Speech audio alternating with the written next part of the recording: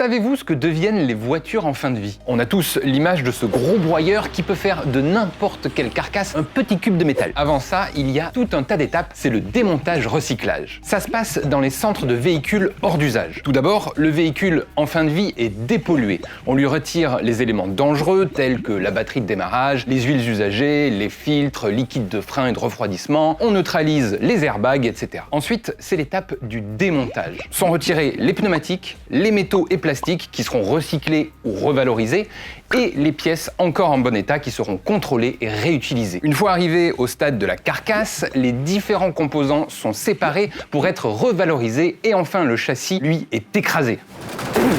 Grâce à ça, c'est plus de 95% de la masse d'un véhicule qui est soit réutilisée, soit revalorisée. Ça marche pour les voitures, les motos, mais aussi les véhicules électriques. Même si pour la partie batterie, elle est généralement prise en charge par le constructeur qui la revalorise ou par des acteurs spécialisés de cette filière. Le secteur du démontage-recyclage automobile, c'est 434 établissements en France et plus de 3000 salariés spécialisés sur cette activité. Et avec des réglementations européennes en faveur de l'économie circulaire, c'est tout un secteur qui se pérennise et qui recrute régulièrement à tout niveau d'études et d'expérience. Démonteurs automobiles, magasiniers pour le commerce des pièces de réemploi, caristes pour les gestions des flux logistiques, remorqueurs, responsables de site et bientôt un métier émergent, celui de technicien démonteur de batteries de véhicules électriques. Bref, il y a le choix.